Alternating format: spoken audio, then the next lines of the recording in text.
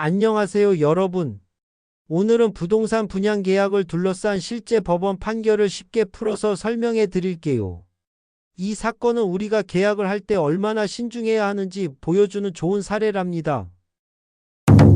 사건 개요. 이 사건은 수원지방법원 성남지원에서 진행된 매매 대금 반환 소송입니다. 원고인 A씨가 피고인 주식회사 B를 상대로 8,651만 7,633원을 돌려달라고 요구한 사건이에요. 무슨 일이 일어났을까요? 안산시에 D라는 건물을 짓는 사업이 있었어요. 이 건물은 생활형 숙박시설이라는 특별한 용도의 건물이었습니다. 쉽게 말하면 호텔이나 펜션처럼 사람들이 잠시 머물 수 있는 숙박업용 건물이었죠. A씨는 2022년에 이 건물의 5층 HO, IO, 그리고 18층 JO를 분양받기로 계약했어요. 계약금으로 총 4,454만원을 냈습니다. 핵심 문제는 무엇이었나요? 여기서 중요한 점은 이 건물의 용도였어요. 분양 공고와 계약서에는 아주 명확하게 적혀 있었습니다. 이 건물은 주택이 아니고 숙박시설입니다. 주택 용도로 사용할 수 없어요. 심지어 주거용으로 사용하면 생기는 불이익은 계약자가 부담하세요 라고까지 경고되어 있었죠. 그런데 A씨는 나중에 잔금을 내지 않았고 결국 B 주식회사는 계약을 해제해버렸어요. A씨의 주장. A씨는 이렇게 주장했습니다.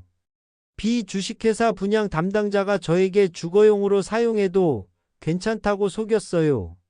저는 이 말을 믿고 주거용 장기 임대 목적으로 계약했는데 이건 명백히 저를 속인 거예요. 그러니까 계약을 취소하고 제가 낸 돈을 모두 돌려주세요.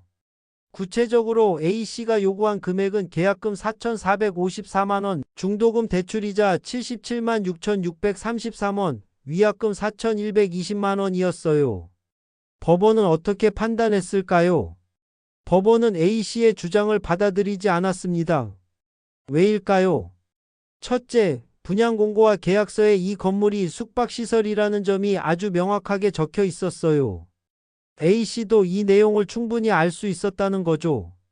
둘째, A씨는 실제로 K주식회사에게 숙박업 운영을 맡기는 것을 전제로 계약했고 본인도 비주거용 건물 임대업으로 사업자 등록까지 마쳤어요. 셋째, A씨가 제출한 녹음 파일을 들어보니 A씨 측이 이미 이 건물이 생활형 숙박시설임을 알면서도 주거용으로 사용할 방법을 문의하고 있었어요.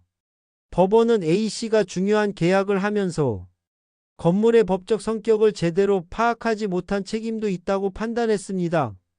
계약 해제에 대한 판단.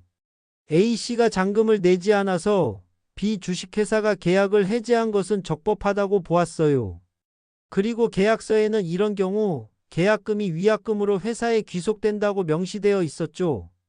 A씨가 낸 4,454만원이 바로 총 분양 대금의 10%에 해당하는 위약금이었어요.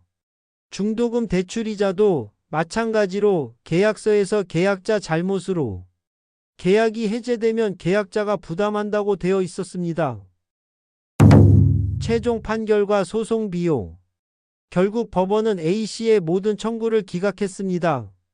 A씨는 계약금도 이자도 위약금도 돌려받을 수 없게 되었어요. 그리고 여기서 중요한 점. 판결문에는 소송 비용은 원고가 부담한다고 명시되어 있어요. 이 말은 소송을 제기한 A씨가 이 재판에 들어간 모든 비용을 부담해야 한다는 뜻입니다. 법원에 내는 인지대, 송달료는 물론이고 상대방 변호사 비용의 일부까지 부담할 수 있어요. 소송에서 지면 이렇게 추가 부담이 생길 수 있다는 점 꼭 기억하세요. 우리가 배울 점.